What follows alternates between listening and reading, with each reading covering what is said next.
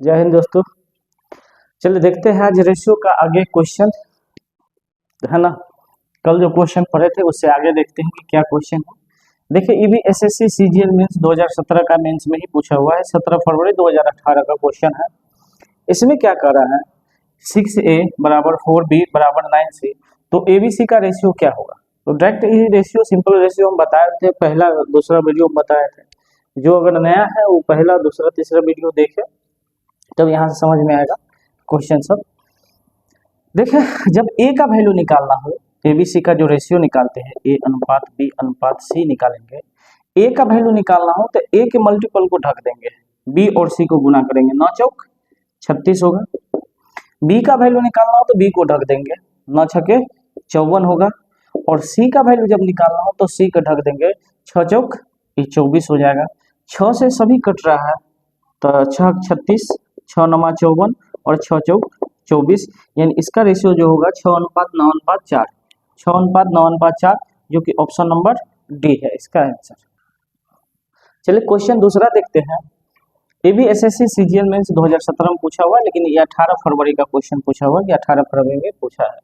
देखो कह रहा है कि वसीयत के अनुसार 11,50,000 रुपया 11,50,000 रुपये की संपत्ति का बंटवारा पुत्र और पुत्री के बीच 2/3 अनुपात 5/4 में होगा।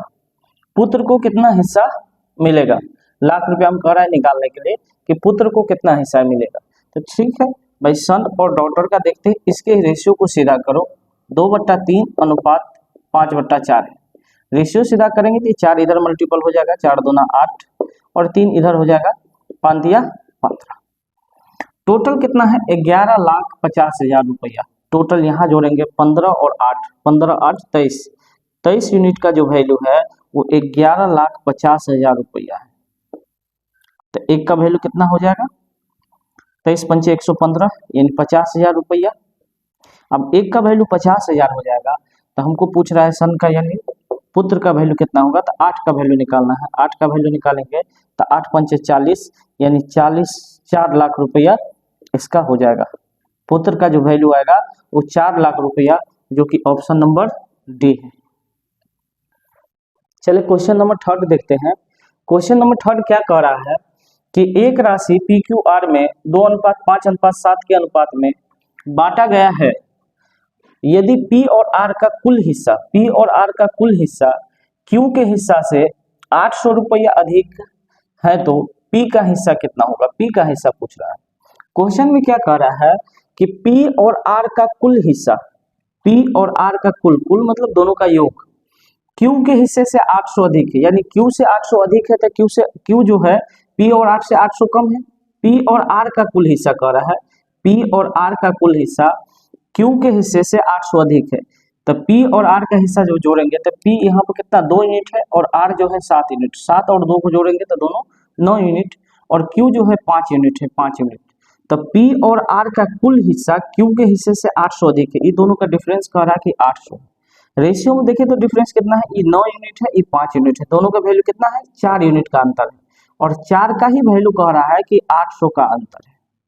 P और R का कुल हिस्सा जो निकाले तो 2 और 7 9, 5 से 4 अधिक है, 4 यूनिट का वैल्यू कह रहा है कि 800 रुपया अधिक है।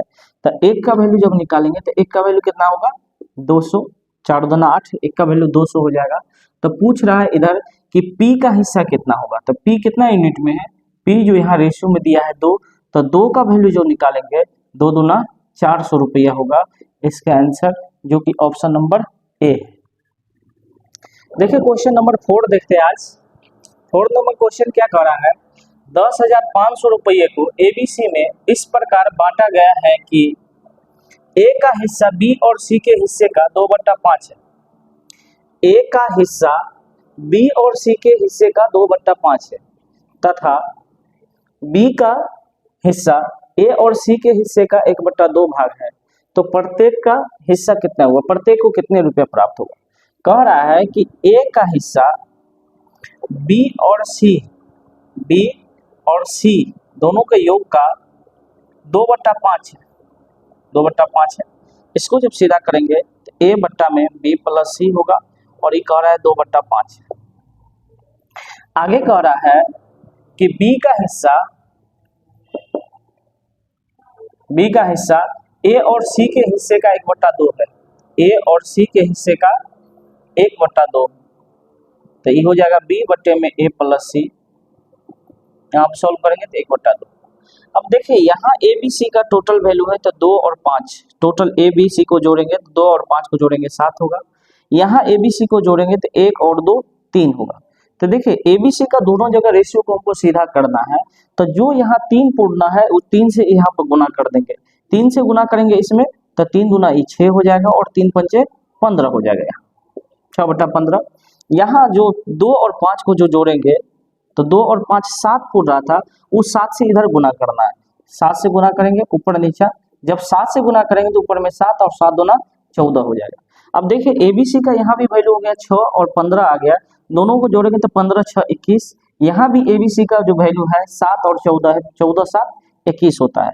तो एबीसी का जो रेशियो लिखेंगे, ए बी सी का जो रेशियो, देखिए ए का भाग कितना निकल गया 6 यूनिट, तो 6। बी का निकालना है तो बी का कितना निकल गया 7, और सी का निकालना है तो कहीं से भी निकाल सकते हैं। टोटल कितना है, ए बी सी को जोड़ते हैं तो 15 6 21 होता है, जिसमें से ए और बी को निकाले 7 6 13, 13 7 20, सी का मान कितना हो जाएगा 8 हो जाएगा। तीनों को मिलाकर के हमको 21 पुराना है। ए और बी का निकल गया था, ए का 6 है, बी का 7 है, तो सी का निकालना है, ए का 6 बी का 7, तो सी का कितना हो जाएगा 8 हो जाएगा, क्योंकि तीनों को जोड़ने पे कैसे होना चाहिए 8 7 15 6 21 हो गया। अब यही 21 यूनिट का वैल्यू कह रहा है कि 10,500 है। 21 यूनिट का वैल्यू कह रहा है 10,500 है, तो एक का वैल्यू क्या हो जाएगा 21 पंचे 105 500। अब एक का वैल्यू 500, तो 5 6 का वैल्यू निकालेंगे 6 पंचे 30, यानी 3,000 रुपया इसका निकल जाएगा। बी का निकालेंगे तो एक का वैल्यू 500 है, तो बी 7 यूनिट का वैल्यू 7 पंचे 3500 हो जाएगा, और एक का वैल्यू 500 है तो सी का वैल्यू, सी 8 यूनिट का वैल्यू निकालेंगे तो 8 पंचे 40, यानी 4,000 रुपया हो जाएगा। तो ए का 3,000, बी का 3500 और सी का 4,000, जो कि ए 3,000 3500 और 4,000, ऑप्शन नंबर ए है इसका आंसर। चलिए क्वेश्चन नंबर 5 देखते हैं। क्वेश्चन नंबर 5 क्या कर रहा है कि 7500 रुपया को ए बी तथा सी में इस प्रकार बांटा गया है कि ए का हिस्सा बी और सी के हिस्से का 3/7 भाग है, तथा बी का हिस्सा ए और सी के हिस्से का 2/3 भाग है। तो पूछ रहा है प्रत्येक का हिस्सा क्या है। जो पहले क्वेश्चन, इससे जस्ट पहले वाला क्वेश्चन पढ़े, क्वेश्चन नंबर 4, उसी टाइप का सेम क्वेश्चन ही है। देखिए इसको कैसे सोल्व करेंगे। कह रहा है कि ए का हिस्सा बी और सी के 3/7 है, तो ए का हिस्सा बी और सी के, बी प्लस सी के 3/7 है, तो 3/7, यानी ए को जब सीधा करेंगे ए बट्टा में बी प्लस सी क्या हो जाएगा 3/7।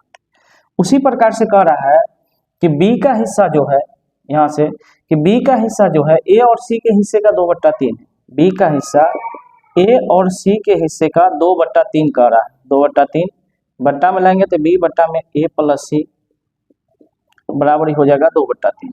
अब यहाँ देखिए ए बी सी का जो वैल्यू है, यहाँ ए बी सी का वैल्यू है 7 और 3, दोनों को जोड़ेंगे तो 10 यूनिट, और यहाँ ए बी सी का वैल्यू जब जोड़ेंगे तो 2 और 3 5 यूनिट। तो यदि हम इसमें 2 से गुना कर दे तो ये भी 10 यूनिट हो जाएगा, ऊपर नीचे 2 से गुना कर दे तो 2 से गुना कर देंगे, यहाँ भी 2 से गुना करेंगे, गुना कर देंगे तो 4 बट्टे में 6 हो जाएगा। अब देखिए ए बी सी का यहाँ वैल्यू आ गया 3/7, यानी टोटल 10 है। यहाँ भी ए बी सी का वैल्यू हो गया 4/6, यानी टोटल 10 यूनिट है। तो ए बी सी का जो रेशियो निकालना है, ए बी और सी का रेशियो, ए कितना निकल गया 3 यूनिट, बी का निकालना है तो बी कितना निकल गया 4 यूनिट, तो 4 3 7, तो सी कितना निकलेगा फिर से 3 यूनिट, क्या है कि तीनों को जोड़ने पर 10 यूनिट हो रहा है, तीनों को जोड़ने पर 10 हो रहा है। ए अगर 3 है, बी अगर 4 है, तो 3 और 4 7 हो गया, तो सी कितना होगा 3 होगा।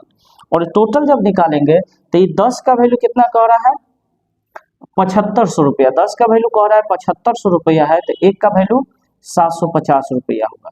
अब एक का वैल्यू 750 है, तो अगर एक का सी का मान निकालना चाहे तो 3 से गुना करेंगे तो 0 5 या 15 के 5, 7 3 21 1 22, यानी 2250 हो जाएगा। 4 का वैल्यू निकालेंगे तो 0 5 का 20 के 0 2 7 28 2 30, यानी 3000 रुपया हो जाएगा।